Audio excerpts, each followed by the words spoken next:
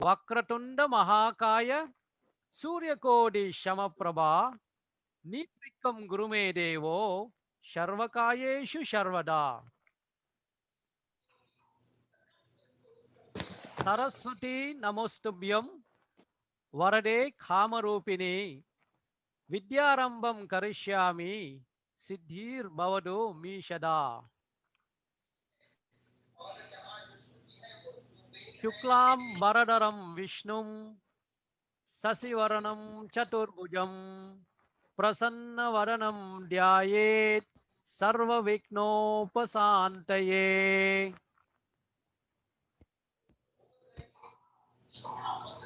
Salutations to Lord Hanuman, who is present wherever names of Lord Rama or wherever Ramayana is being read. Yatra yatra Raghunama Kirtanam Tatra tatra Krisamasta Kanjalim Bashpavari Paripurna Lochanam Marotihim Namatta Raksha Shantakam. Kujantam Rama Rameti Maduram Maduraksharam Aruya Kavita Sakam Vande Valmiki Kokilam.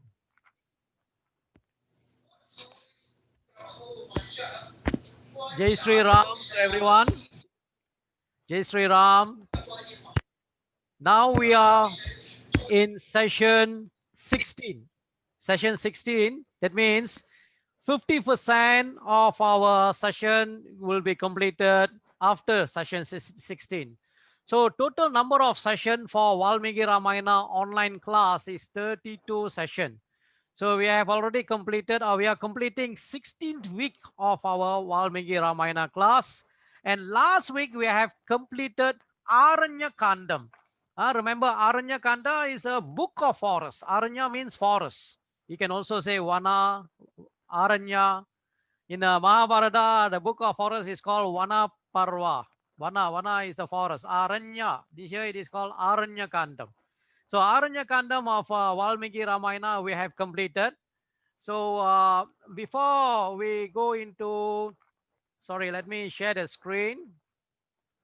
The screen. Okay. Before we go into Kishkinda Kandam, let's look at the summary of what we have covered in Aranya Kandam. Aranya Kandam is a third book of Srimad Valmiki Ramayanam. Remember, book 1 is Balakandam. Balakandam described the childhood of Lord Rama till his marriage with Sita. And then Ayodhya Kandam. You remember Ayodhya Kandam, coronation for Rama was started, and then Kaikeyi's intervention, and then Rama will be sent to forest. Bharata will be searching for Rama in the forest, and then Bharata will come back with Rama's sandals, and Rama will go further into forest. So in Aranya Kanda started with Rama moving further into forest. He moved into from Chitrakuta, where he met Bharata. He moved towards Dantakaranya, that is Dantaka forest.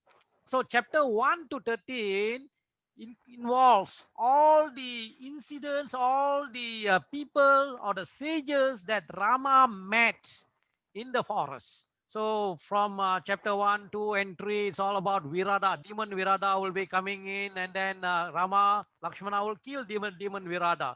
And then Rama will meet sages, various sages. Among the sages mentioned was sage Sarabanga. At the time when Rama wanted to go and visit sage Sarabanga, there were Indra was there. And then when Indra saw Rama is coming, and then he left. Okay, he told Sarabanga, it's about time for me to leave. Rama is coming. And then after sage Sarabanga, Rama met sage Sutikshna. Okay, and then after that, Rama was staying in a forest. The Valmiki mentioned 10 years have already passed. After 10th year, Rama met sage Agastya, Agastya Muni. Okay, Agastya Muni gave various weapons to Lord Rama. And then after meeting with Agastya Muni, Rama moved towards Rama, Sita, and Lakshmana moved towards Panchavati. Panchavati is current location is Nasik. Panchavati means the place where you have 5 banyan tree. Pancha, 5. Pati, 5 banyan tree. Okay, meeting there, Rama met Jatayu. On the way to Panchavati, Rama met Jatayu.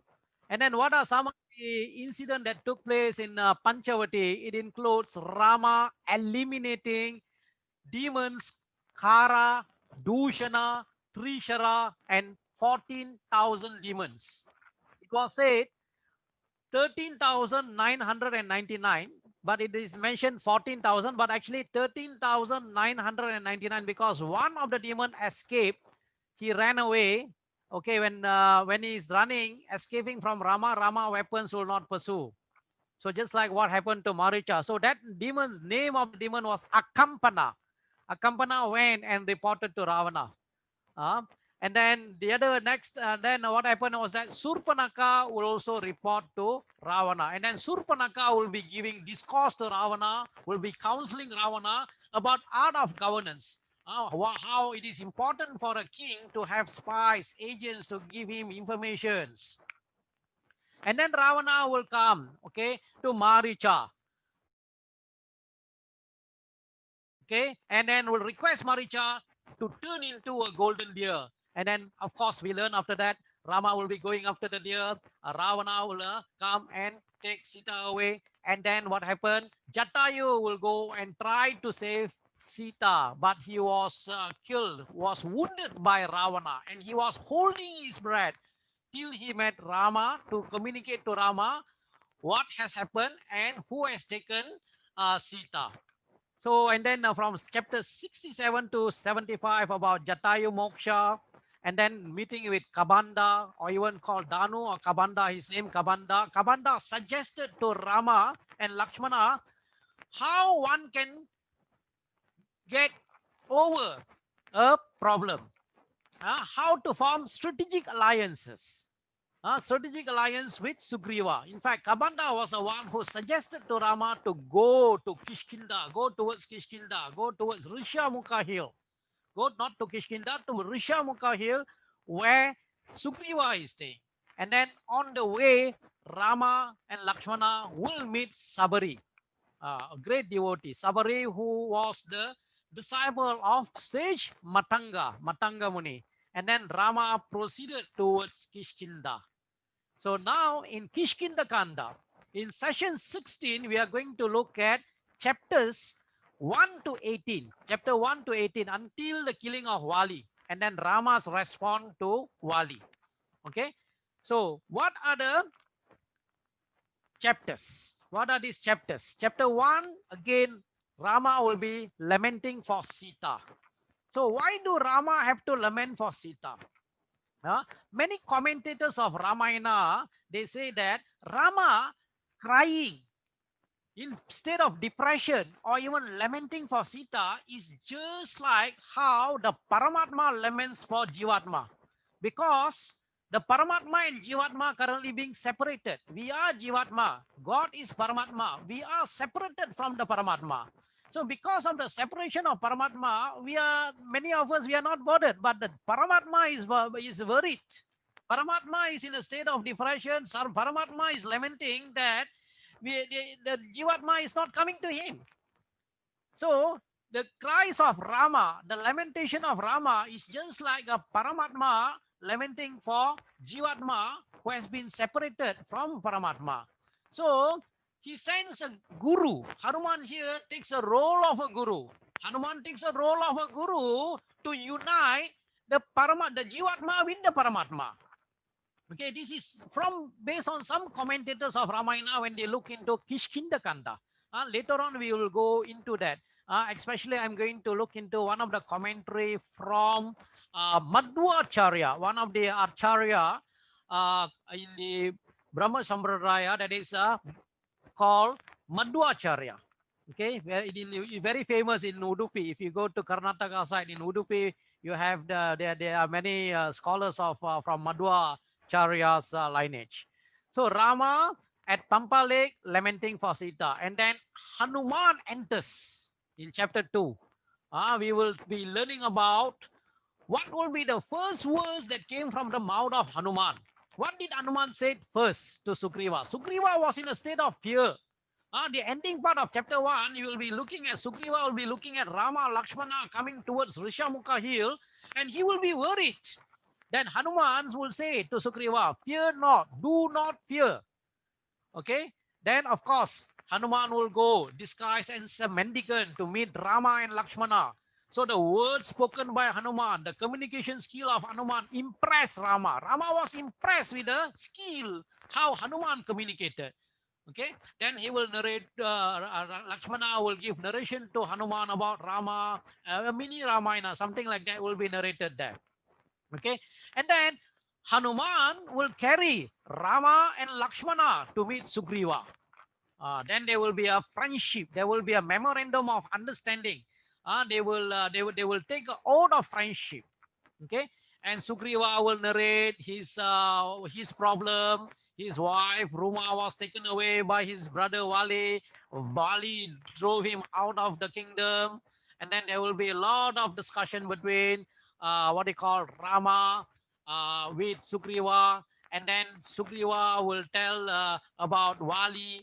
Okay, the tale of enmity, how they became enemy, and then he will be telling about how strong is Wali. Wali is very powerful, very strong, because Wali defeated Ravana. Ravana was defeated by Wali. Easily he defeated Ravana. Okay, that part about Wali defeating Ravana, it will be in Uttarakanda of Ramayana. Maybe one of the sessions later on, I will go through what actually happened when Ravana went to Wali, look for wanted to fight with Wali. Wali carried him and performed prayers of 7 oceans. It was said. Okay, and then he let put Ravana in the cradle of Angada's cradle. And then Ravana realized that there's no way he can defeat Wali, and then they established friendship with the Wali, Ravana and Wali.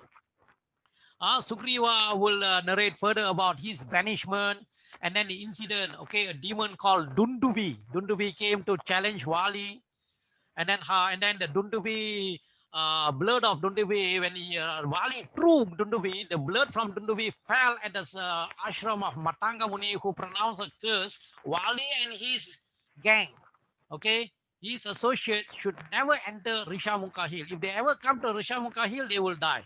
So Rishamukha hill is the only place where Sugriva can stay, because that's the only place where Wali cannot enter. Okay, then Rama will motivate Sugriva to go and challenge Wali. First challenge, Rama was not able to distinguish between who is Wali and who is Sugriva. And then the second challenge, Lakshmana will put Gajapushpi, the flower, then Rama will recognize who is Wali and Sugriva, and then Wali will be killed. Okay, then chapter 15 is about Tara's advice. Okay, Tara's advice before Wali went to fight with Sugriva, and then Wali will be killed. Wali will question Rama. A lot of questions will be thrown by Wali to Sugriva. In fact, this Wali Vadam, okay, is a very detailed topic, because a lot of people have done commentary. But if you look into chapter 18, anybody who's still not very clear, read from Valmiki Ramayana chapter 18, the justification given by Rama himself, and that justification given by Rama was accepted by Wali. Okay, so we are going to look into Kishkinda Kandam. Kishkinda Kandam. Okay, Kishkinda Kandam. Some of the germs from Kishkinda Kanda.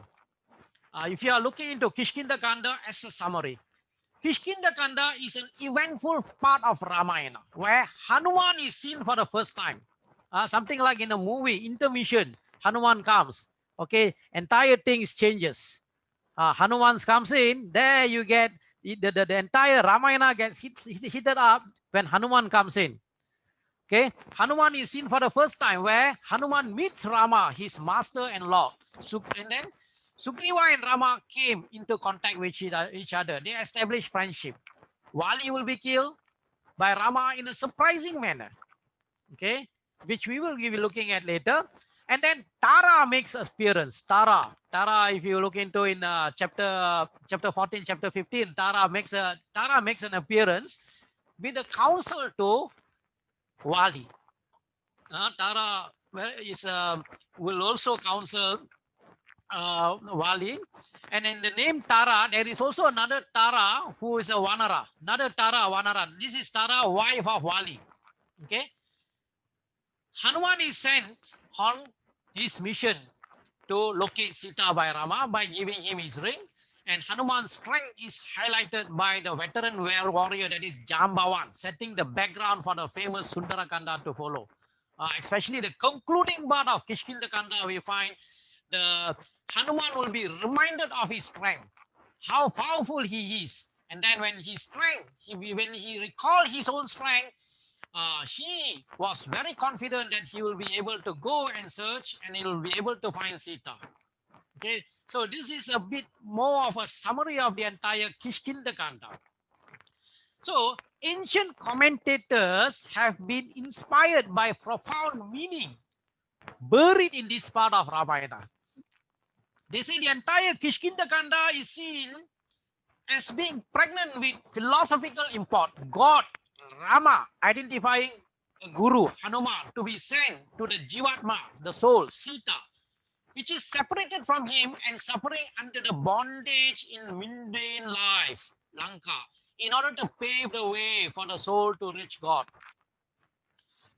So when Rama was seeing crying, when Rama was seeing depressed, it's a depression of Paramatma being separated from Jivatma. Just like how Paramatma, when Paramatma is separated, because Paramatma is a father of all the living beings. The God is a father of all the living beings. In Bhagavad Gita also there is one sloka, it says that Sharva Yonishu Kaunteya Aham Bija Pradapita. Aham Bija, I am the seed-giving father for all the living beings. So it's just like a father being separated from their children. The father wants the children to be back. So Rama was in a state of depression because being separated with Jivatma. So Hanuman was sent as a guru in order to send a message and then so that later they get united. So it is Hanuman is the one who will unite Rama with Sita. So that will be at a later Kanda. Another message from Kishkinda Kanda is about friendship, importance of friendship. Sometimes when you are down, how friends, they motivate each other. In fact, we learn in Aranya Kanda, Lakshmana will be giving his counsel to Rama. Lakshmana will be motivating Rama when Rama was down. And when Lakshmana was down, Rama will motivate Lakshmana as brothers. And then here, Sugriva will be giving advice to Rama also. When Rama was down, Rama was lamenting about Sita. Sugriva will be giving his advice. So here it's about value of friendship, the right company. This can help us tide over difficult times in our life. If you have good friends, the friendship between Rama and Sugriva. So one of the important part is a Sugriva Sakyam. Here it is a friendship between Rama and Sugriva. Okay. Now it says that good and bad events happens to us. Every moment it can happen. Anytime, everybody is not exempt. No one is exempted from this. But a good company can help us overcome this agony or even overcome this difficulty. That's also one of the message we learn from Kishkindakanda of Srimad Valmiki Ramayana. So Kishkindakanda in total consists of 67 books. 67 chapters, not books, 67 sargas. Is considered to be shorter sarga. Balakandam consists of 77 sarga, 77 chapters. Ayodhya Kanda consists of 119 chapters. Aranya Kanda 75 chapters, Kishkinda Kanda 67, and then later when we study Sundara Kanda will be 68 chapters, Yuddha Kanda will be 128 chapters. And of course you have Uttara Kanda is also a longer chapter, longest chapter. So chapter 1 to 7 is about meeting between Rama and Sugriva with the help of Hanuman. And then Rama encouraged Sugriva for an encounter with Vali and then he will kill Vali. There will be a debate between Vali and Rama. And at the end of the day, Vali knew that he was wrong and Vali accepted the explanation given by Rama. In fact, this topic can be taken as a lecture by itself, because there are many commentators or commentaries on this Valivadam from various versions of Ramayana. Because there are some versions of Ramayana, it says that Vali has a power given by, as long as he wears the golden necklace given to him by Indra, if he fights with anybody, he will be able to get 50% of the strength of the opponent. That means Vali's strength plus opponent's strength 50%, opponent left with only 50%, Vali will be able to defeat easily. But this is not found in Valmiki Ramayana. But of course, there are other versions of Ramayana, what they call Ramayana, regional Ramayana, you have that. But again, if you are looking at the rationale, not rationale, the golden necklace given by Indra to Vali, after when Vali was dying, he gave the necklace to Sugriva, but the Sugriva was not as powerful as Vali. So there are many debates people look into from various angles. What is it? Uh, but the Vali getting 50% the strength of the opponent is not mentioned in Valmiki Ramayana. But at the end of the day, if you are looking into in chapter 18, the arguments put forward by Rama was accepted by Vali. So there was no case of Vali against Rama. But of course, nowadays, many people, when they want to look for any way they can discredit Rama, so one of the point they will look into is Vali Vadam, and then after that, of course, the Agni Pariksha of Sita, and then banishment of Sita. And there is also one more incident in Uttarakanda, killing of Sambuka. That part is in Uttarakanda of Ramayana. Okay. Now, after Vali was killed, there will be Sugriva's Patabhisheka. Sugriva will be crowned as the king of Kishkinda, and Sugriva will forget his promise to Rama. So Lakshmana will be angry with Sugriva's inaction. So Lakshmana will go. Lakshmana will be pacified by Tara. And then when Sugriva then will come, and then he will send the Vanaras to all four directions. He will be giving details about the geography of the world at that particular period of time. And Hanuman will be given, Rama will give the ring of Sita. So why Rama have to give to Hanuman, that we will cover later on when we go into that particular session. Okay. And Angada and group moving towards the southern direction, Hanuman, Angada, Hanuman, Nila, Nala, Jambavan, then you have many other, what they call Mainda, Dvida, all these Vanaras moving towards the southern direction. Okay, when they are not able to find Sita, they came near to the ocean. They wanted to fast to that. Then Sampati came. Sampati came and then mentioned again. Sampati will be motivating the Vanaras here. Sampati says Sita is in Lanka. Then they wanted to recount the strength of each of the Vanaras. Each of the Vanaras say, I can jump 10 yojanas, 20 yojanas, 30 yojanas. But Hanuman was silent. Angada says, I can jump, but I do not know whether I'm able to come back. Then Jambavan say, in those days, okay, I can easily jump, but now I can only go up to 90 yojanas. But there are someone within us who's able to do, who will be able to jump to Lanka. Then he will narrate the background of Hanuman. Okay, Hanuman's birth and all that will be narrated by Jambavan. And then when Hanuman knew who he actually is, because he was cursed not to remember his strength until someone reminded him of the strength. So the Jambavan there will become like a guru, like somebody who will tell you that what's the purpose of your life. Okay, what is your strength? Sometimes we do not know our strength.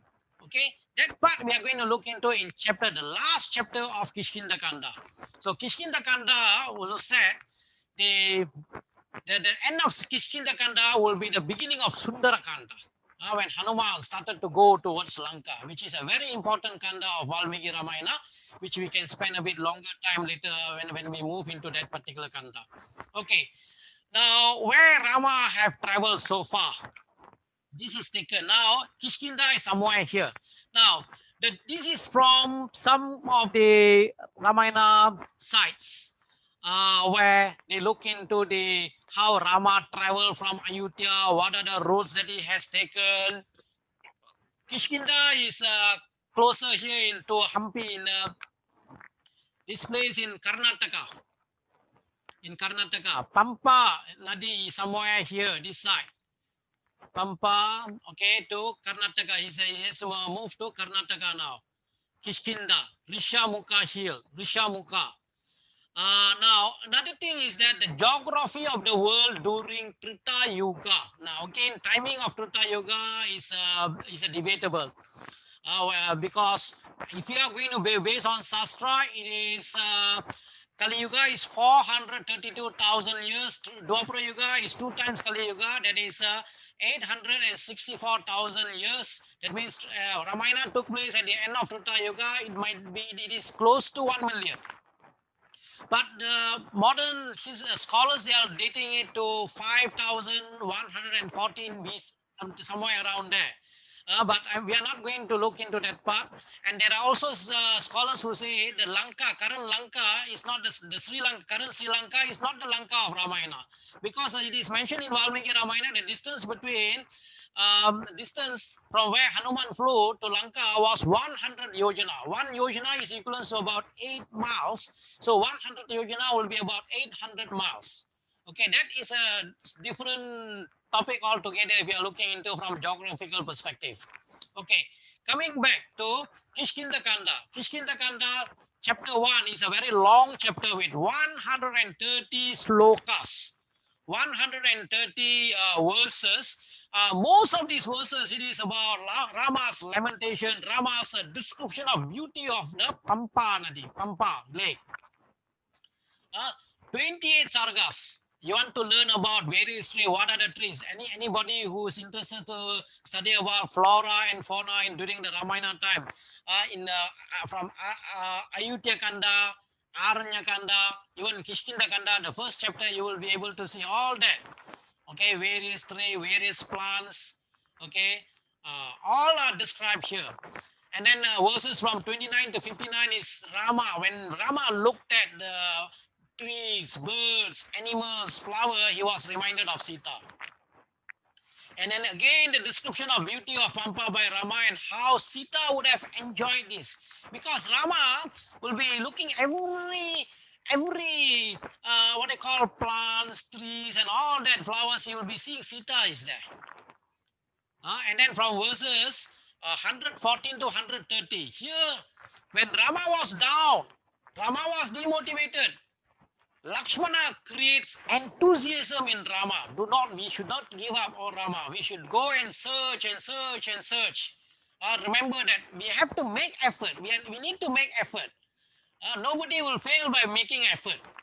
And then as the last two verses of what they call the chapter 1, Sugriva will spot the brothers, Rama and Lakshmana, coming towards Rishamukha hill, and then he will get worried. Okay, so 130 sloka. I'm not going to go through most of it is a description of flora and fauna, Rama's lamentation of being separated from Sita. So Lakshmana will give counsel. Lakshmana will give counsel. Lakshmana creates enthusiasm in Rama. When Rama was down, we also find that Rama will also motivate Lakshmana. So here Lakshmana motivating Rama. Oh noble prince, be blessed. Maintain composure, equanimity. Without making any effort, it is not possible to achieve objective and recoup loss. We have to make effort, he said. Whatever it is, we must be determined. We must make effort. We cannot just sit just like that, waiting for things to happen. Nothing will happen without effort. Nothing will happen without making any effort. So you have to do. No, the effort. What we call udyogha. The effort needs to be made. And he said, "Oh noble one, motivation is strength. There is no strength better than motivation. For one who is motivated, nothing is impossible in this world. Motivation, determination." Okay, this reminds me of one particular story or incident about motivation. Motivation, effort, determination. When you are determined, when you make effort, it's possible. Anything is possible.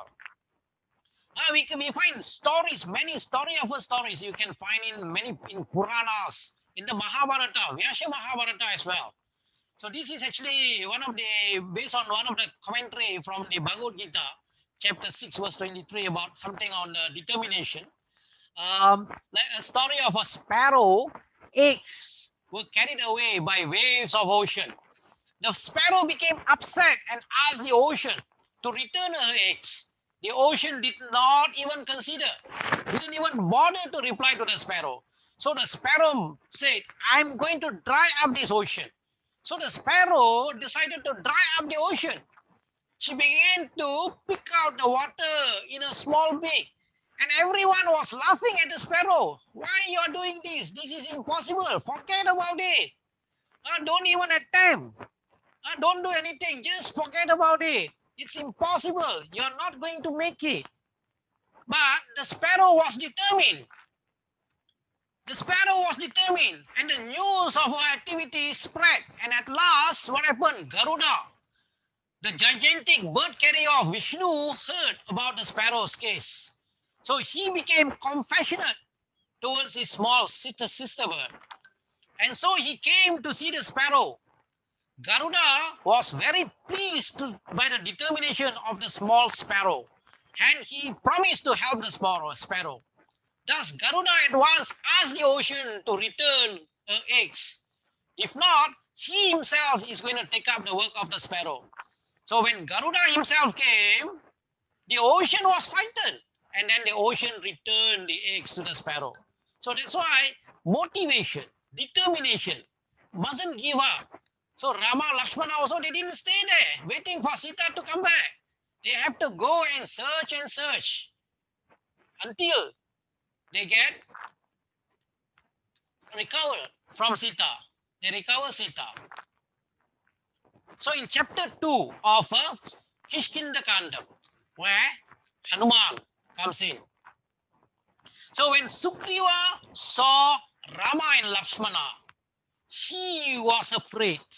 Sugriva, before meeting Rama, he was very, if you look at the character of Sugriva, he was always in fear. Fear of what? He was always in fear that Vali will be sending somebody to kill him, or Vali will find him, but he knows he's actually in Rishamukha hill. In Rishamukha hill, Vali cannot come, but yet he was always in fear.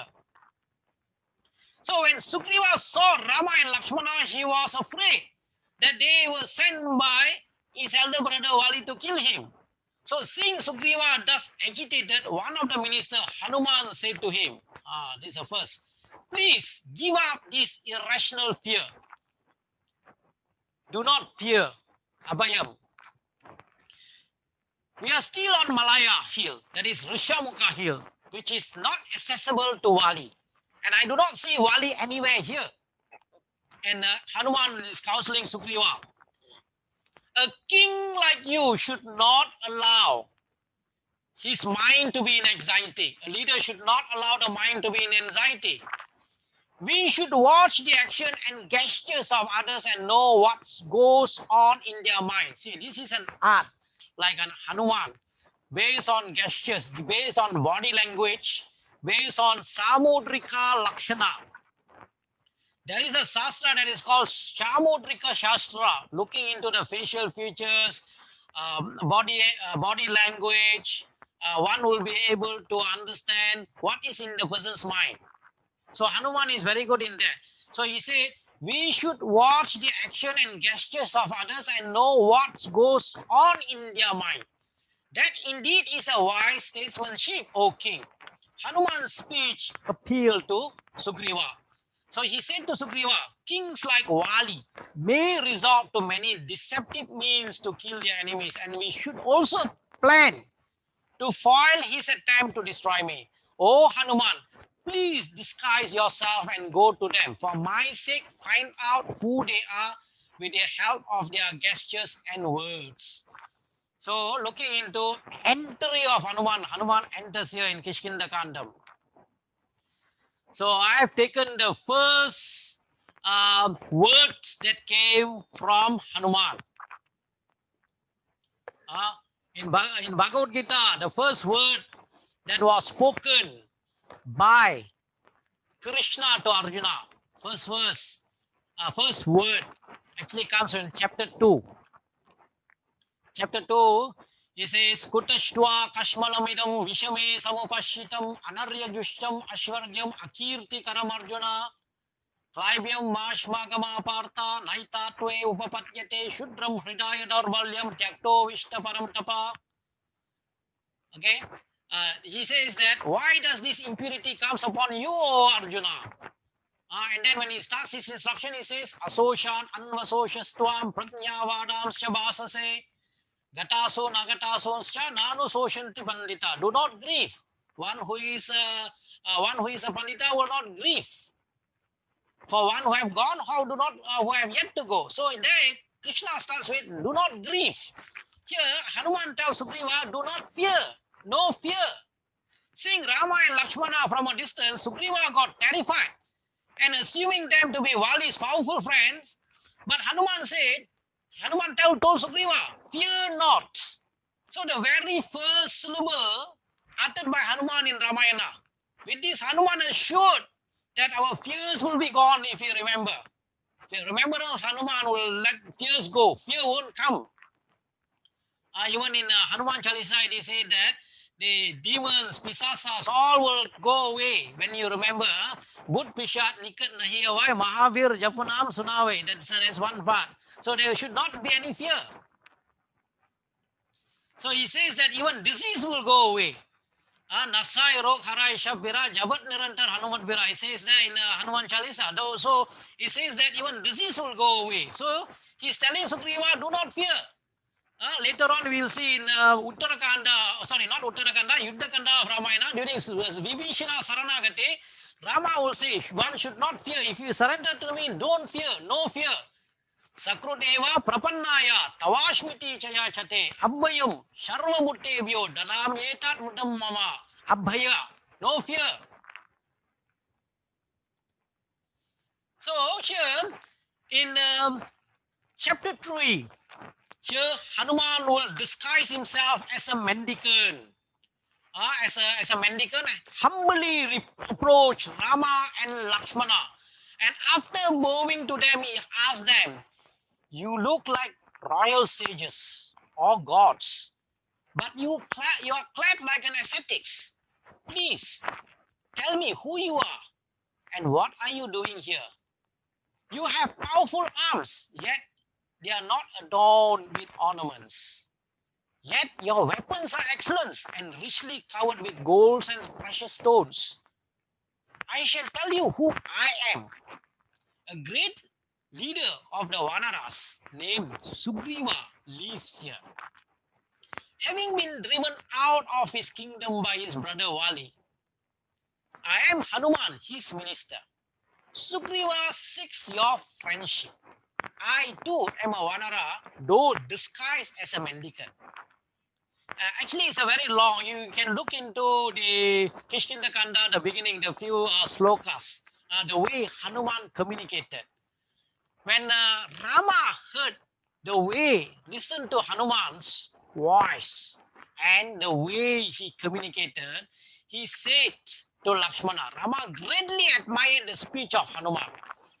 So he told Lakshmana, surely Lakshmana, no one who is not a master of three Vedas can speak like him. He says Rig Veda, Yajur Veda, and Sama Veda. Atharvana Veda not mentioned. Rig Veda, Yajur Veda, and Sama Veda. So there is a beautiful verse actually there in the Ramayana. Only one who has mastered the three Vedas can speak like him. There is not a single fault in his language, mode of expression, choice of words or gestures. I'm greatly impressed by it, O Lakshmana. Please give him a suitable reply. Lakshmana then said to Hanuman, we have indeed heard of noble Sugriva already, O Vanara. We would also love to meet Sugriva and cultivate friendship for mutual benefits. Now, let me put some notes on chapter 3 of Valmiki Ramayana. Chapter 3 of Valmiki Ramayana, we can learn something about communication. Every one of us, if we are able, if we can learn from how Hanuman communicated. Hanuman is also known as Nava Vyakarana Pandit. Vyakarana is grammar. He knows the 9 rules. He said he knows the 9 rules of grammar. Nava Vyakarana Pandit. So, where did he learn that? Who was the guru of Hanuman? It is said Hanuman learned from Surya Bhagavan. Hanuman was a disciple of Surya Bhagavan. He needs to travel together with the Surya to learn. And as a Guru Dakshina, he asked, what is a Guru Dakshina?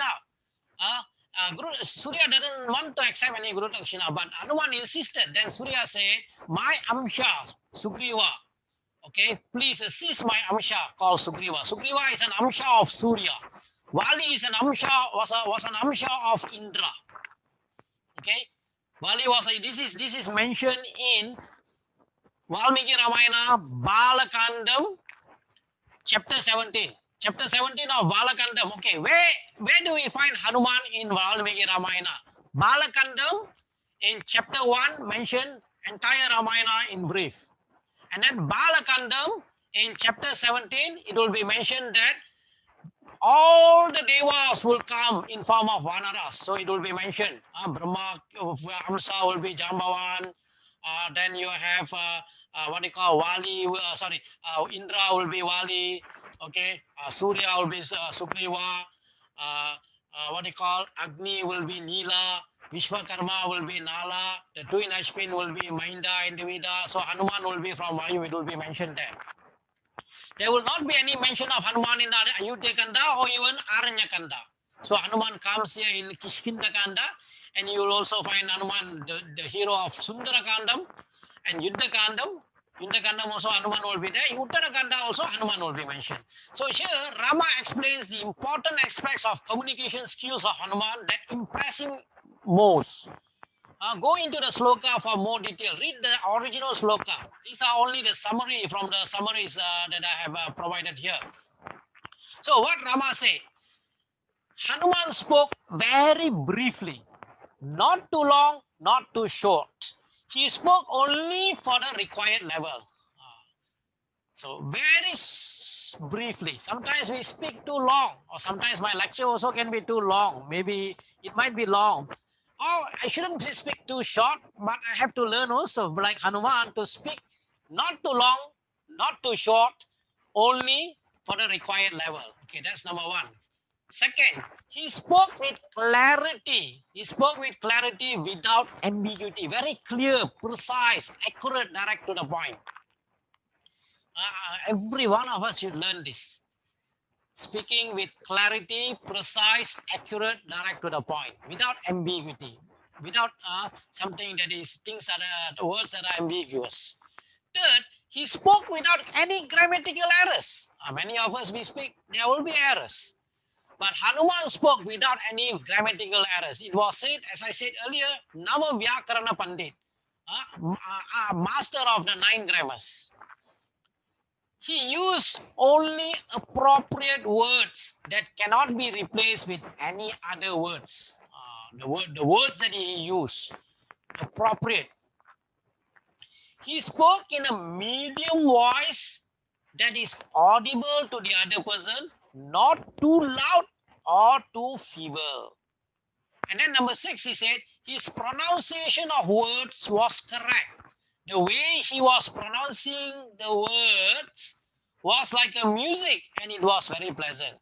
Like when I pronounce, sometimes it will not be, sometimes pronunciation might not be that accurate, will not be accurate. I can see the pronunciation will not be that accurate. But if you are looking at, if you want to learn from Hanuman, Hanuman's pronunciation was correct, accurate, precise. And then number 7, all words spoken by him went straight to heart. So these are the communication skills of Hanuman that was impressive. Rama also was impressed with the skill of Hanuman in communicating. So chapter 4, when Hanuman heard from Lakshmana, he was delighted. He said to Rama, please tell me why you are here in the forest and in what way we may help you. And then Lakshmana gave a full account, okay, a mini Ramayana. Briefly, he will mention to Hanuman. So I did not take all, but just to tell you that he will be narrating about all that has taken place until the abduction of Sita. So he added, we do not know where the demon has abducted Sita lives and what his powers are.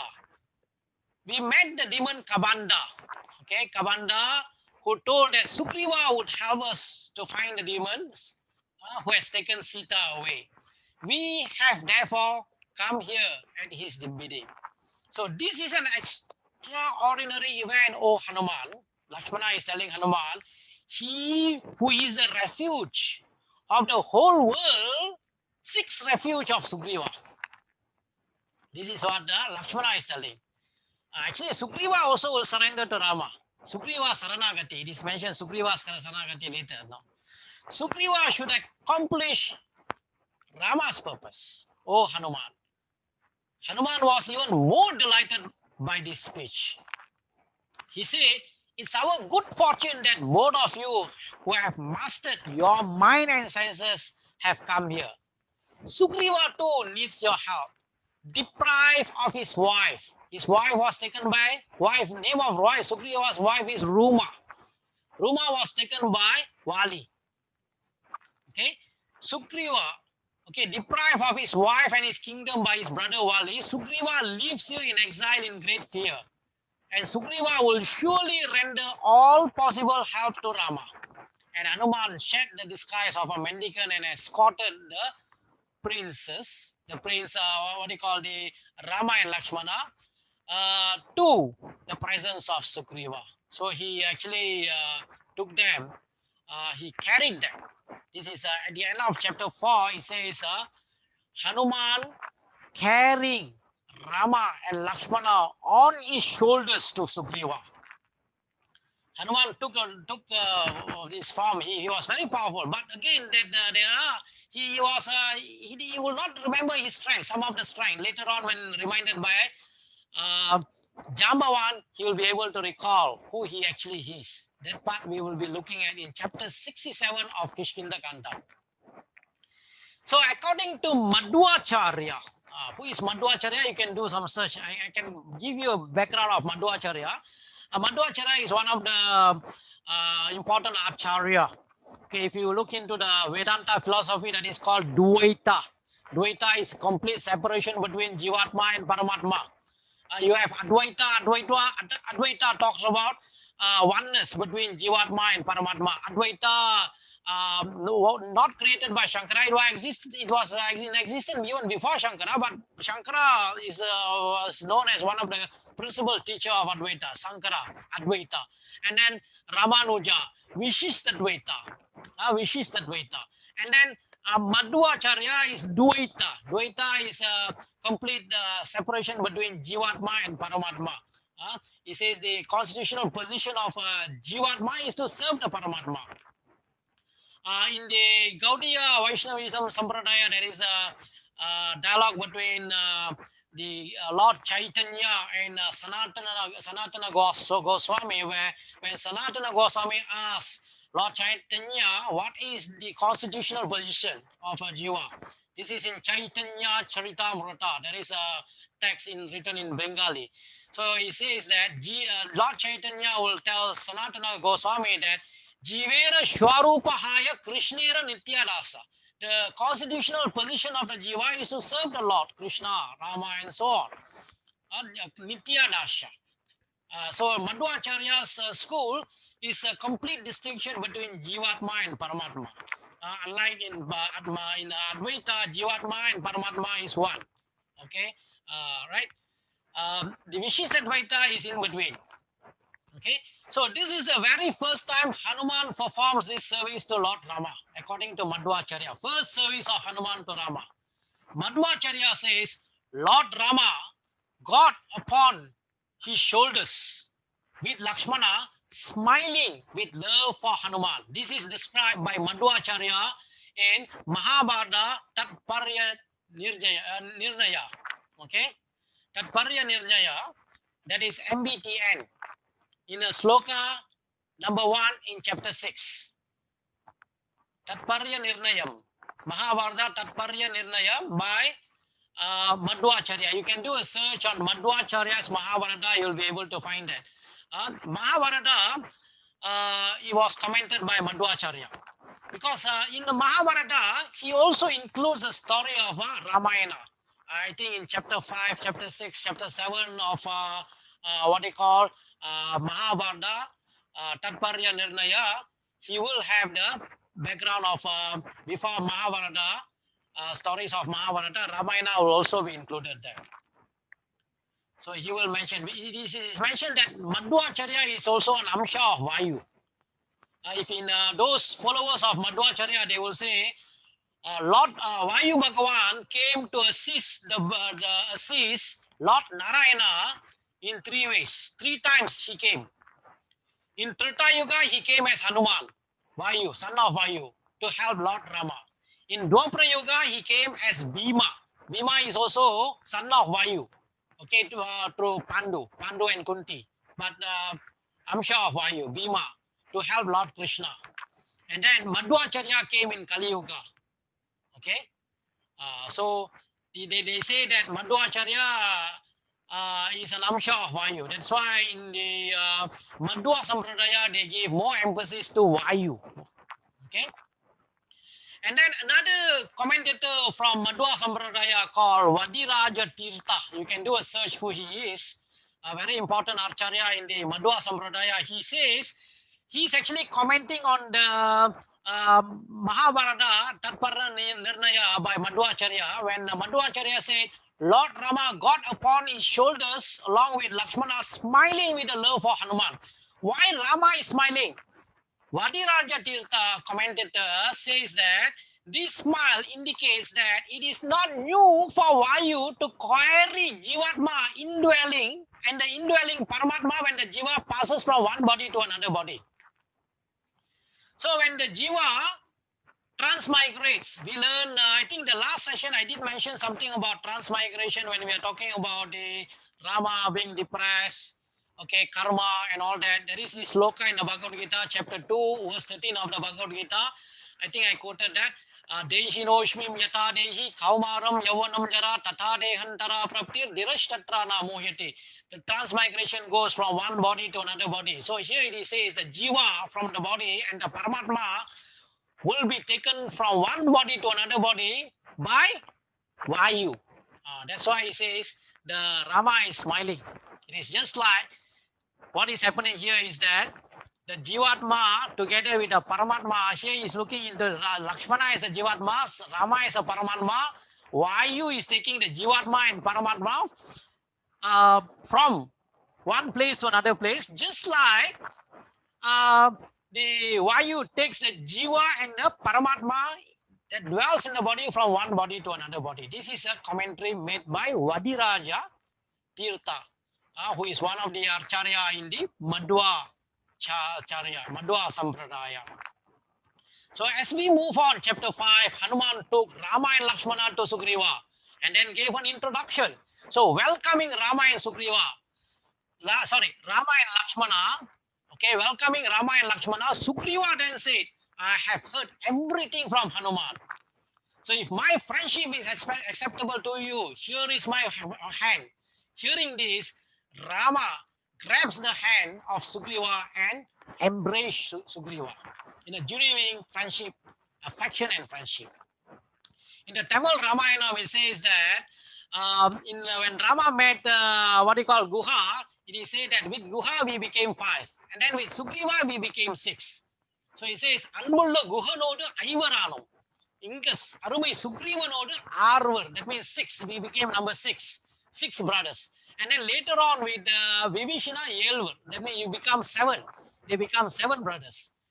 So this is how it is narrated. It is a beautiful narration in that will be given there. With Sugriva, Rama embraced Sugriva just like a brother, as a friend, and then friendship. Hanuman then kindled sacred fire which bore witness to their new significant alliance. And going around the fire, Sugriva said to Rama, you are now my friend. From now we shall share our joys and sorrows. When they were all seated, Sugriva said to Rama, my brother Vali has deprived me of my kingdom, and even my wife Ruma has been taken away by him, O Rama. I live on this hill which is difficult of access to Vali, but I live in great and constant fear. Kindly ensure, Rama, that this cause of my fear will may be removed. Rama immediately said, look at this missile of mine, O Sugriva. I shall soon kill that wicked Vali. So that the assurance given by what they call Rama. So when Rama and Sugriva was entering into strategic alliance with the Agni Sachi, that the Agni, that means a fire, with the witness of a fire.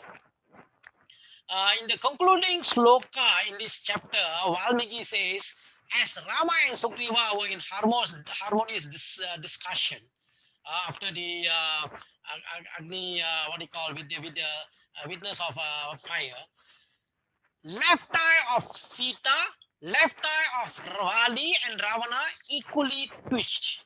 It shows that the belief in left eye twitching is being a good omen for a woman. For a woman, if your left eye twitches, that's a good omen, but not for a man. Bad omen for man.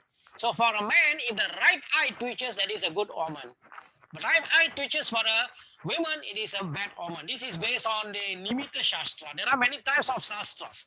Sometimes people ask whether do we really need to somebody who is really devoted, who has done Saranagati, might not have any effect, but normal people sometimes they do look into this what they call, whether it is Shakuna Shastra, Nimitta Shastra, sometimes even Samudrika Shastra. Samudrika Shastra is a Shastra based on the individuals or the particular person's facial features, the eyes, the nose, and then the body language, all this.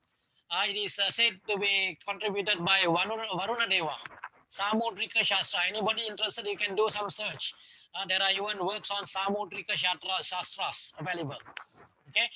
Mahabharata, now similar to this, Mahabharata also mentions when Duryodhana was born. Duryodhana was born. At the time when he was born, Mahabharata mentions they were crying of jackals and other inauspicious signs.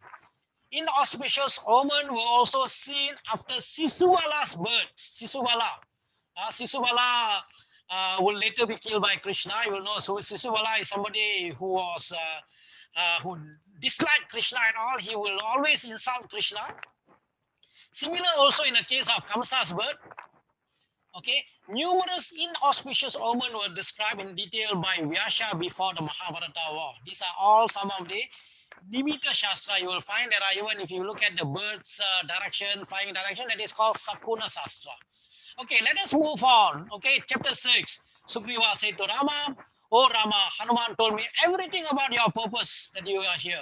I do not know where Ravana lives and what his powers are, but I shall soon find out. Let Ravana be on this earth or wherever he might be. Rest assured, okay, I believe, rest assured, okay, I will be able to help you recover Sita. So that was assurance that Sugriva gave. So Sugriva also said that Sita, when she was taken away by Ravana, saw her sitting on a hill and threw a bundle which fell near us. She was wailing aloud, Rama, O Lakshmana. The bundle contained some jewels, which we preserved. Rama was impatient when he heard that. So he wanted to see the jewels. When Sugriva brought it, Rama, looking at it, began to wail aloud. He cried. He said to Lakshmana, oh Lakshmana, see, look at this garment of Sita, which was thrown down. It was lucky she dropped on a soft ground. They are still intact. Look at that, oh Lakshmana. Lakshmana couldn't recognize the ornament worn by Sita on her head, but he can recognize what she wore in her anklets, because he said every morning he used to touch her feet, the Nupura. He can remember that. So once again, Rama asked Sugriva, oh Sugriva, where does this demon live? Who has abducted Sita? Who demon who have abducted Sita and causing such unhappiness to me, bringing destruction to me, to the whole race of the demons, Rakshasas. So chapter 7, Sugriva. Now Sugriva will counsel Rama. Okay. I do not know where he lives, O Rama, but do not worry. I promise I will do the needful to bring Sita to you. Give up sorrow. Abandon the weaknesses of mine, O Rama. Do not feel weak. I have also been deprived of my kingdom and my wife. Though I belong to Vanara tribe, I do not grieve. Do not grieve. Do not fear. Do not grieve. Have confidence. Sugriva is telling Rama, it does not behove you, belonging to a princely family, to grieve and to lose heart. I pray to you with folded palms. Regain manliness and do not let sorrow enter your heart. This is the words from Sugriva to Rama. For there is no happiness for those who worry and grieve. They are robbed of their energy too. Hence, you should not grieve. Every living, even living, becomes doubtful in a case of one who yielded to sorrow. Give up sorrow and be brave, for Rama. See, before meeting Rama, Sugriva was always in fear of Vali. Now meeting Rama, Sugriva, look at Sugriva. He's even giving advice to Rama. So he's saying that, please do not think I'm preaching. I'm only mentioning this for your own good. As a friend that I am. Thus encouraged by Sugriva, Rama immediately regained his composure. He said to Sugriva, my friend, do what a true friend should do to relieve one's grief. Such friendship as exists between us is rare in this world. Nowadays, O Sugriva, I have never uttered a lie, nor shall I be ever guilty of falsehood, but I shall accomplish your purpose. So these are the slokas. I'm not going to go through details, but if those of you who go through the read Ramayana, you can look into the slokas mentioned here. And sloka number 9, number 10, number 12, and also number 13 from the words that came from the mouth of Sugriva to Rama. Sugriva was happy to hear Rama's words. He said, oh Rama, with your friendship and with your help, one can gain heaven itself. I shall also be able to render some help to you, though right now I am unable on account of misfortune into which I have fallen. Your friendship is immeasurable value to me, O Rama. Rama entirely agreed with Sugriva's declaration of friendship. Okay, Sugriva said, oh Rama, driven out of kingdom and deprived of my wife, I am living in sorrow and fear. I pray you relieve me of my distress. Rama replied, surely, O Sugriva, kindly, okay, helpful service is a fruit of friendship. I shall immediately kill that sinner who robbed you of your wife. Delighted, Sugriva applauded Rama and submitted again. Oh Rama, I am stricken with sorrow and you are the sole refuge of those who are grief-stricken. Regarding you as my friend, I take refuge in you. I worry you like this. As he said, then his eyes filled with tears. Sugriva Saranagati. Chapter 8 is Sugriva Saranagati. And Rama will console Sugriva. Sugriva consoled Rama. Rama consoled Sugriva. Friendship between Rama and Sugriva here. And then Sugriva wiped his tears and continued, oh Rama, Vali is a mighty Vanara. He threw me out of kingdom after insulting me and took my wife. He is also plotting to kill me. That was a reason why I was stricken with fear when I first saw you two coming here. With few Vanaras are the only companions I have. But now you have become my friend. I am sure my sorrow will come to an end. For in joys and sorrow, friends are the only resort. Friends are the only resort of friends. In joys and sorrow, friends are only resort of friends. Sorry, where is it? Rama will then ask Sugriva, kindly tell me the whole story. Okay, whole story. So what will happen is that Sugriva will tell his story. Vali was his brother, very strong Vanara. Vali became king of Kishkinda. Vali had an enemy called Mayavi. They became enemy on an account of a woman. One day Mayavi came and challenged Vali to fight. Wali came out to fight with Mayavi, and Mayavi got frightened and he started to run. Wali followed Mayavi. The demon entered into a cave. So Wali followed Mayavi. Sugriva also followed Wali. So the demon entered a cave underground. Wali followed him, and then he instructed Sugriva, stay at this mouth of the cave until I come back. Sugriva stayed at the mouth of the cave, and then Mali pursued Mayavi. And then Sugriva don't know what had actually happened. Sugriva actually, the Valmiki Ramayana mentions Sugriva waited for 1 year at the mouth of the cave. Sorry, cave. Spelling there, cave. Okay. And then Sugriva said he heard terrible noises inside. But Wali did not return. Blood came out from the cave. And then Sugriva thought Wali would have been killed by what he called Mayavi. And then what Sugriva did, he closed the cave with a big rock and then returned to the kingdom. And then the ministers of Kishkinda ministers later came to know about this. What happened? They installed Sugriva on the throne. And then sometime later, Wali returned and he was very angry when he saw Sugriva on a throne of Kishkinda, becoming king of Kishkinda. So what happened? He drove Wali away, beat Wali, and then he drove Wali away. So Sugriva continued all that. Okay. After coming back, he said the people, the ministers, crown him as a king. Wali came back getting angry. Although Sugriva tried his level best to explain to Wali, but Wali never listened. So not only Wali drove Sugriva out of the kingdom, but Wali also took Sugriva's wife, Ruma. So then Sugriva said, surely Rama, when you are rose to anger, you can destroy even the worlds with your missile. However, listen, I shall describe the power of Wali. Sugriva was in doubt whether Sugriva wants to know whether Rama can really kill Wali. So he wanted to test Rama here. So he said there was a demon by the name of Dundubi who appeared like a buffalo. He was very powerful. When people become powerful, they are very egoistic. They want to go and fight with everybody, like what Ravana did. We will learn that in the not in it is mentioned in Uttarakanda of Valmiki Ramayana.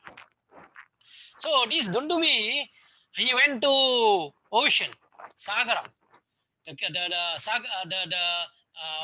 king of ocean. He wanted to fight with the ocean. The ocean said, "I'm not your equal." Then the ocean will suggest, go to Himavan, the father-in-law of Lord Shiva. So what will happen? Dundubi will go to Himavan, and Himavan also will say, I'm not your equal. You should go to what you call Kishkinda to fight with Wali. So and then Dundubi lost no time, he went to Kishkinda. So he was looking for Wali in Kishkinda. So in Kishkinda, he went to Kishkinda, he roared aloud, he shook the earth. So Wali challenged Kishkinda. Wali came out. As Wali emerged from the palace, he appeared to be intoxicated. And then Dundubi declined to fight with Wali. He said, "Oh Wali, you seems to be intoxicated. It is wrong to fight with you." He declined to fight with him. He said, "Enjoy yourself tonight, oh Wali. Come back tomorrow. You are intoxicated. It's unethical to fight and kill an intoxicated person, or even a person with a broken limb, or a person who is unarmed." Okay, so go, take a rest, come back tomorrow. So he will tell Wali. But Wali was not to be put off. He grabbed Dundubi, lifted him up, whirled him around, and dashed him on the ground. Wali hit Dundubi with his fist and feet. Dundubi was dead. And he kicked Dundubi and hurled him to a distance of 4 miles. Blood from the demon fell at the hermitage of Sage Matanga Muni. So what happened when Sage Matanga found blood in the vicinity of his hermitage? He was annoyed. Then he cursed. He who killed Dundubi and caused the blood fall in this hermitage shall no longer enter this forest. If he does, he will instantly kill. nor shall his companion enter the forest. So they will instantly become rocks and remain for thousands of years. So today is the last day for them to have an access to this forest. Hearing this curse, the Vanaras ran to Vali, and Vali himself went to Sage Matanga to apologize, but the sage would not listen to him. From that time, Vali cannot enter Rishamukha hill. That is why Sugriva is staying in Rishamukha hill. Earlier, Sugriva didn't know. He was running here and there until Hanuman advised Sugriva that better go to Rishamukha hill because Rishamukha hill is a place where Vali cannot enter at all. So, taking the advice of Hanuman, Sugriva moved to Rishamukha hill. There, here, you see, Sugriva is telling Rama the skeleton, huge skeleton remains of Dundubi. Okay, Vali would shake, he would say, Vali would shake tree with his bare hands. He will even say he will jump from ocean to ocean. That was his power and strength. So Lakshmana was amused at the narration, which was expressed by Sugriva, which expressed Sugriva's anxiety. Sugriva was worried whether Rama really can or not, can defeat Vali. Vali is very powerful Varana. How can Rama defeat? So Sugriva suggested Vali kicked Dundubi, the demon, flew 4 miles and landed here. If Rama could kick the skeleton and throw the distance of 300 yards, I will be convinced that Rama will be able to kill Vali. So you say, Rama, I do not belittle your might, nor do I frighten you, but having seen Vali, I am faint-hearted. So Rama went towards the skeleton, lifted it up with his toe, and tossed it to the distance of 80 miles. 80 miles, 10 yojana is 80 miles. Sugriva was impressed, but doubts entered his mind. Vali kicked the full body of Dundubi, whereas Rama tossed only the dry bones. So, and Sugriva suggested another test. He said Vali could cut this tree with a single missile with his weapon. Can you also do so? I'm sure you can. Yet I see you can do so. Sorry. Yet I want to see you do so. So here Sugriva will tell the verse here. Even as sun is the foremost of radiant beings, the Himalayas the foremost of mountains, the lion is the foremost of animals. Even you, the foremost among the men. Nara Pungava, Nara, okay, among the Nara. Hearing the words of Sugriva, Rama readied his weapon, fixed the missile, and the missile pierced the big trees and returned to Rama. He says, pierce the missile, trees, mountains, netherworld, and then returned to Rama. Seeing this, Sugriva bowed to Rama and said, "O Rama, you are indeed supreme and can kill even Indra. I have no doubt about this. My sorrows are now gone. I am supremely happy having got you who are my equal to gods as my friend. Rama, O Rama, make no haste. Destroy my enemy who lives in form of a brother." Rama too was eager to do so. So he said to all of them, "Now let's go." And they moved towards Kishkinda where Vali lives. Roaring and shouting, Sugriva challenged Vali to come out. Vali came out to meet challenge of Sugriva. Okay. Quickly they joined hands in a duel. And both brothers, Vali and Sugriva, stuck each other and kicked each other. Rama and Lakshmana and others watched their fighting, the fight. Though Rama stood with a weapon, he did not shoot because he was not able to distinguish who is Vali and who is Sugriva because both of them looked alike. Both Vali and Sugriva looked the same. So Sugriva was wounded. Being beaten by Vali, he rushed up to Rishamukha hill. Vali chased him right up to the hill and then withdrew because Vali cannot enter Rishamukha hill. So Rama sought the presence of Sugriva immediately. Sugriva was disappointed. He said to Rama, "Oh Rama, you have let me down terribly. You could have told me earlier that you do not want to kill Vali. I would not have ventured to go to him." Rama explained to Sugriva, "Oh, my friend, I could not make out who was who. I did not want to discharge the missile lest I should kill you. To kill one whom I have given abhayam, asalyam, would be a great sin. Please go again, but this time wear something to distinguish you from Wali. In this way, I know who is who when both of you close in each other to fight the duel. So, at the instruction of Rama, Lakshmana gathered some wild flowers known as Gajapushpi and made garlands and put the garlands around the neck of Sugriva. So, all of them went to Kishkinda once more on the way. Now they are on the way going to Kishkinda.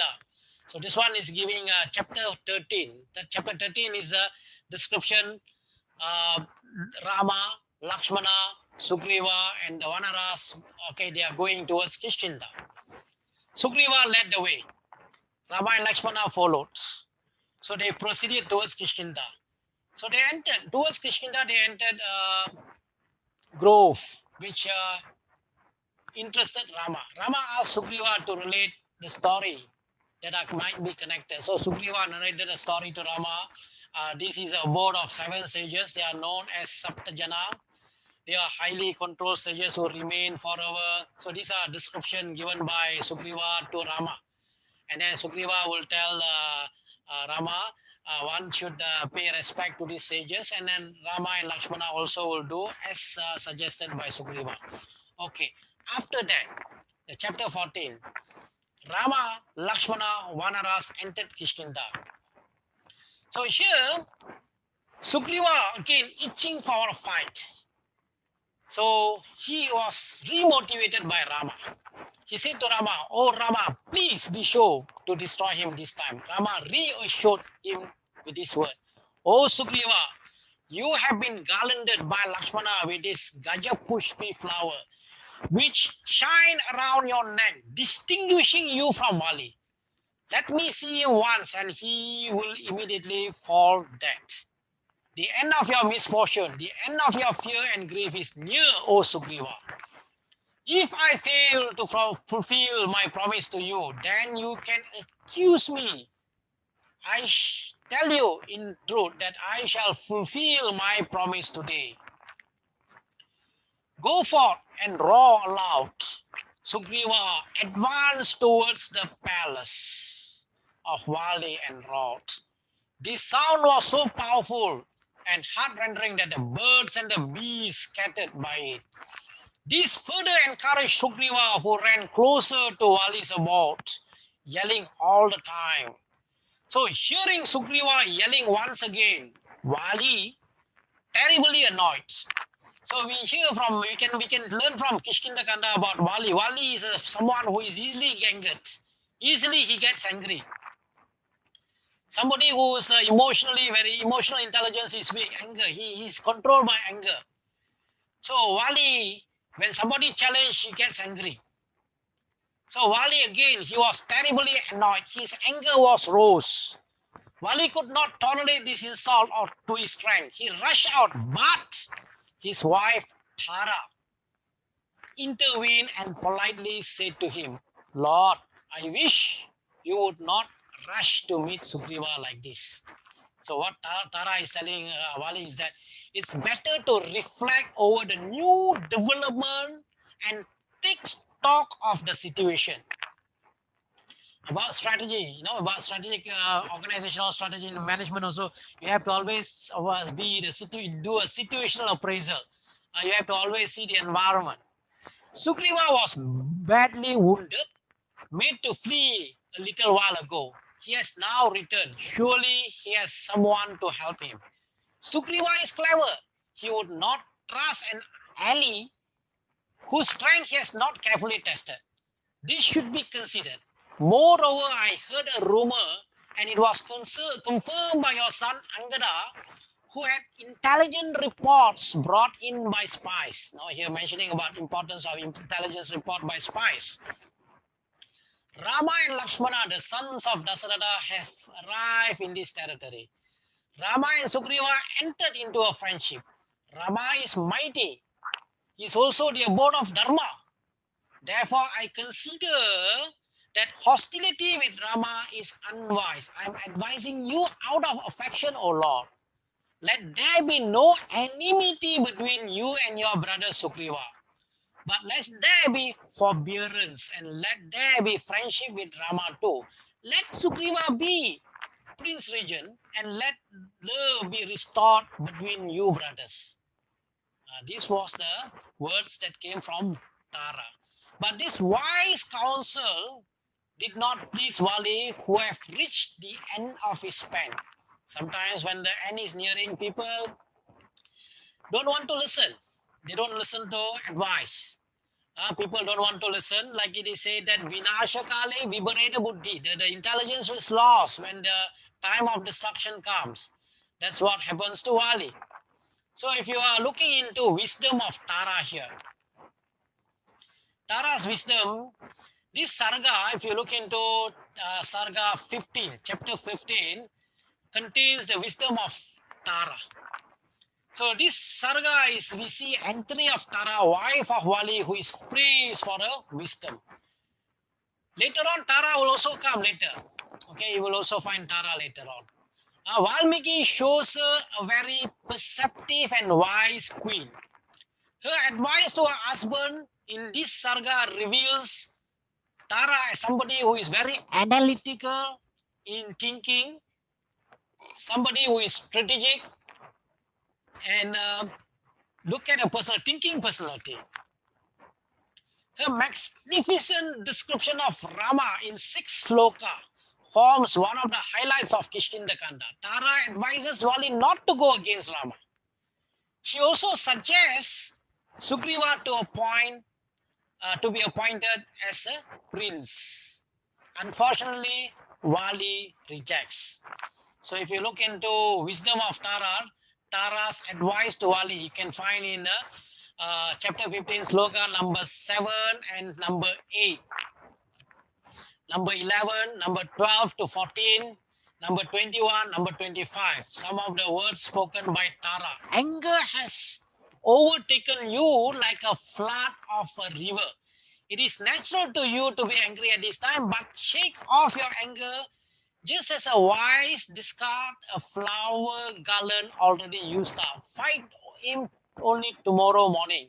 By this, you are not going to prove your weaknesses by increase your respect for the enemy. Anger. I remember in the Bhagavad Gita, chapter 2, verse 63, anger, when one is angry, his intelligence will be lost, he will fall down, memory will be bewildered, he will fall down. Krodhat bhavanti shammohat, shammohat smriti vibramhat, smriti bramshat buddhinasho, buddhinashat pranashyatihi. Okay, I mentioned some time ago, but again I'm reminding anger. So all these are words spoken by Tara to her husband Wali. But what happened? Wali said to Tara, thank you for your advice. You have done your job. Now you may return home. I shall return after subduing the arrogant Sugriva. I cannot tolerate his insulting behavior. So now Tara cannot do anything. Tara could only involve the blessing of gods on Wali. Then what happened? The two brothers immediately joined fighting in fierce battle. Wali hit Sugriva. Sugriva vomited blood. Sugriva hit Wali with a victory. However, soon Wali got upper hand. At that time, Sugriva continued to fight, looking around, looking here, where, Rama, where? Sugriva is like looking for help. Rama knew the time. He fixed his dreadful missile and he fired the missile.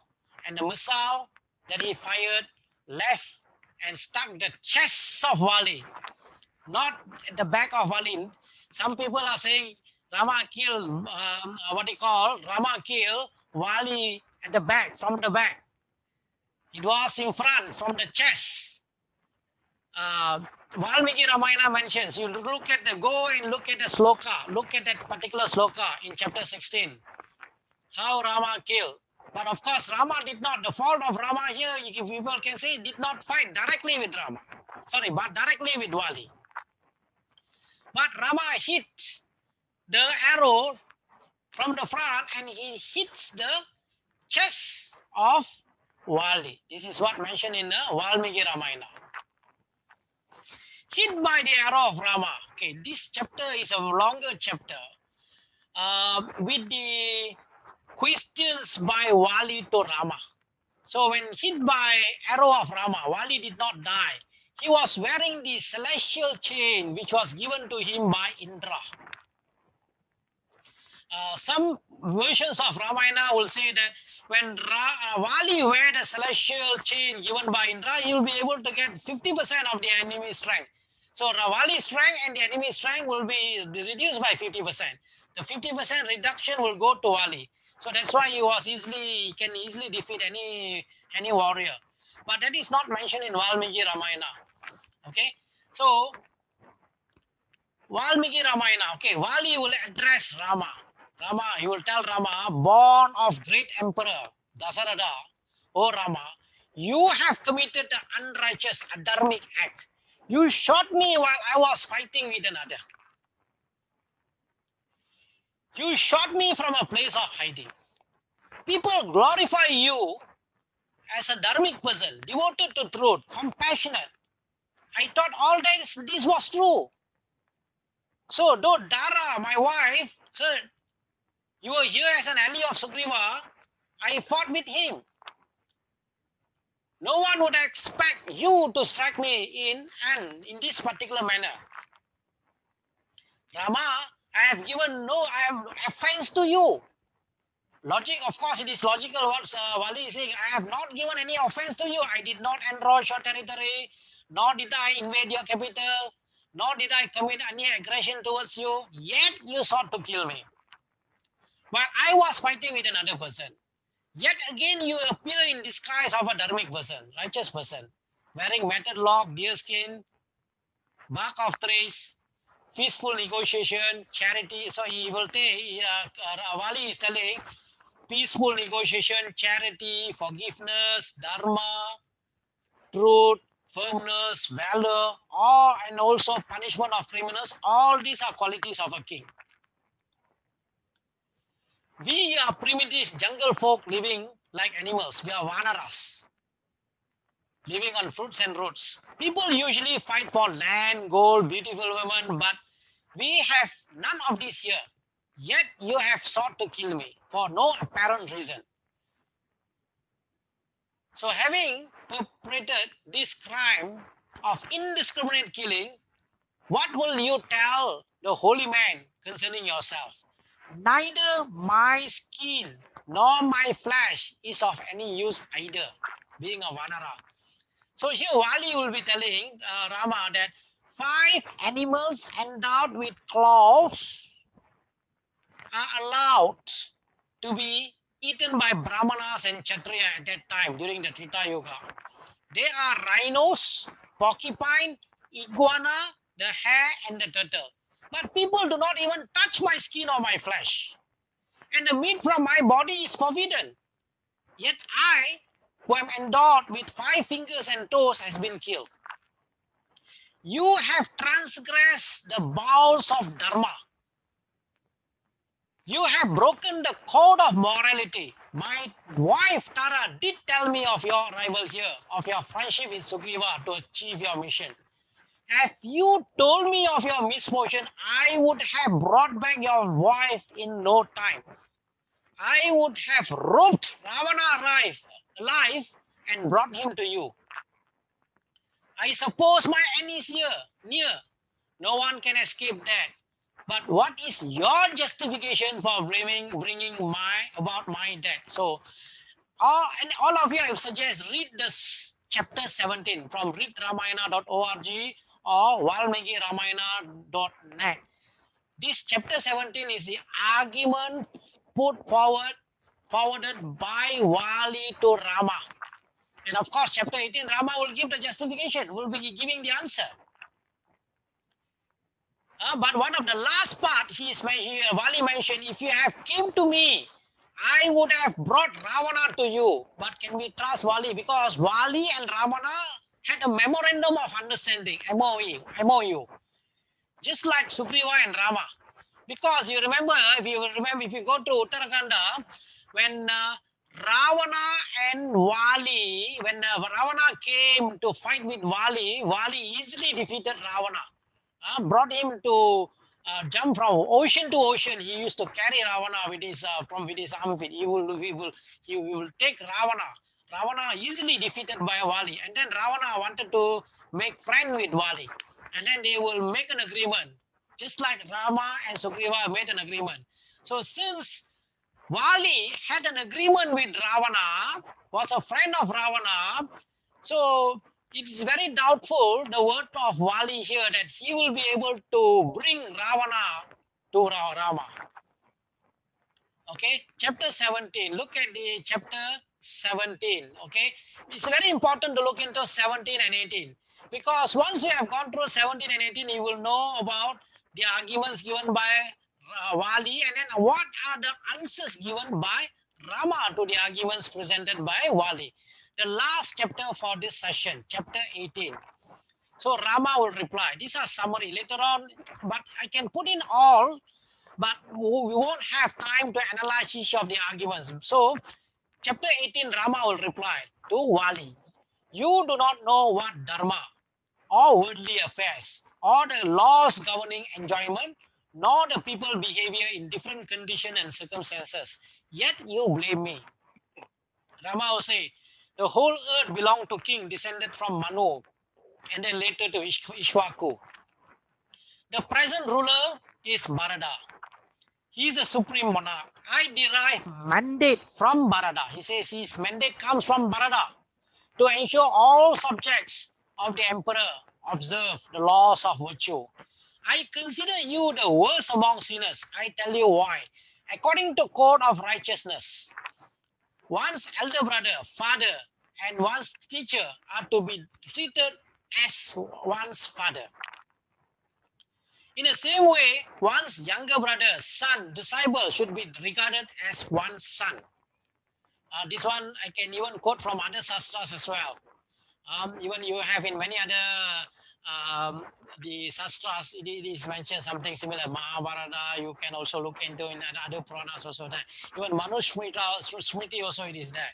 So in the same way, one's younger brother, son, disciple should be regarded as one son. Yet here you are living with your younger brother's wife, who is like a daughter to you. Dharma is extremely subtle and difficult to understand. And the conduct of virtues is difficult to understand. Only the self-dwelling in the heart of all knows what is right and what is wrong. The Paramatma, the Atma, one who realizes the Paramatma. The first reason why I stuck you down was you are living in sin with your younger brother's wife. I, as a representative of the emperor, consider it's my duty to mete out punishment to you. There is a connection with these commandments. By undergoing the just punishment meted out by the king, the criminal is purified and goes to heaven. If the criminal goes unpunished, the king is guilty of the crime. This is also mentioned. You can also look at Mahabharata, Shanti Parva, Anusashana Parva, the Raja Dharma is mentioned, Dandanidhi, and Raja Dharma is mentioned. Secondly, it is mentioned, Sugriva is my friend. I have given my words of honor that his kingdom and his wife shall be restored to him. It's my duty to honor this promise. You might ask why I did not fight directly with you and kill you. I say people kill wild animals or animals which serve as meat from the place of hiding or without any provocation. Hence, it was my right on my part to kill you whether you are fighting with me or not, for you are of same species of forest-dwelling animals. Thus, relief of your sin by accepting the rightful punishment, you will ascend to heaven, O Vanara. Vali retracted his accusation and apologized for the harsh word he had uttered. He then begged of Rama, please let Angada be properly looked after. I know that he, Sugriva, who has your guidance, will rule efficiently and justly. But for my anxiety concerns Angada, Rama reassured him on this regard. See, Wali realized his mistake and apologized to Rama. After justification now given by Rama to Wali, there's no case filed by Wali against Rama. Of course, many people are filing case against Rama for killing Wali but for Wali, there is no case at all from Wali because Wali accepted. So Rama's justification, here you find chapter 18, verse 13 and 14, it should be there, for 13 and 14, not 13, and it should be 14 here. These are given the justification. And then verse 15 and 16, it talks about Dharma is subtle, Shukshma, okay. And I'm not going to go through because I'm coming close to the end of the session. I think we have already gone an additional 10 minutes. So I'm going to finish another 5 minutes. So look at the justification in chapter 18. Look at this particular slokas. Okay. So here Rama's justification goes further. Death penalty for a Kshatriya. So here he says that if the king do not punish, the king will be get punished. So it's also mentioned, I'm quoting here Manusmriti, okay, Manusmriti, whether he will be he be punished or pardoned, the thief is freed from the guilt of theft, the king, but the king, if he punishes not, takes upon the guilt of the thief. This is what mentioned. King actually takes the punishment. If the king do not punish the thief, king do not punish the sinner, that sin of the that sin will go to the king. This is what mentioned in the Sastras, just like earlier mentioned.